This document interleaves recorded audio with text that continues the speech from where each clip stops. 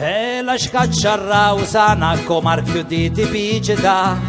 e la stile rettangolare con farina, acqua e sale, e mi piace con l'acciughi, e mi piace con pugesino, e accianate con talia, c'è un massaro che s'arrecria, e va corriendo a secodanno, con un erbo va in campagna, e controlla le vitiette, sono in razza americana, le pulizie le fa mangiare, dalla chiana di rausa per fare lui.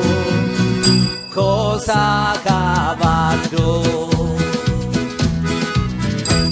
E la scaccia rausana con marchio di tipicità,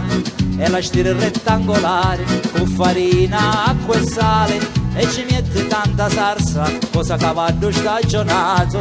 è un piatto per le povere che si faceva per Natale, e la puoi fare camulinciana, la puoi fare che patate, cace pure giarratana, e che brocche le sa vuoi, a stire fina quanto vuoi, ripiegala in due estremità, eccola qua,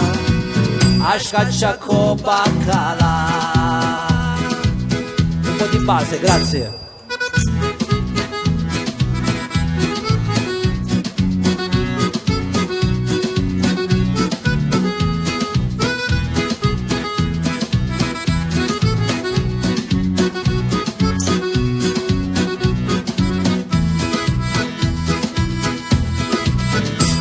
E la scaccia rausana con pomaroro capoliato, e ci metto un bicarbonato per ammazzare l'acidità,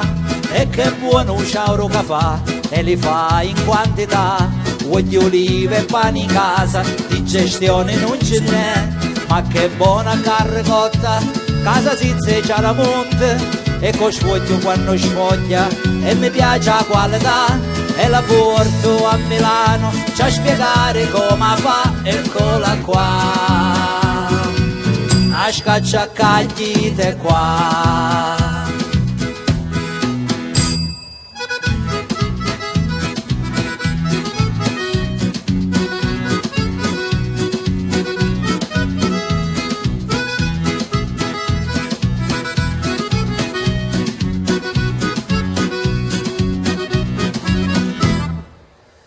A scaccia ragusana che fa parte pure del Sicily Food Fest.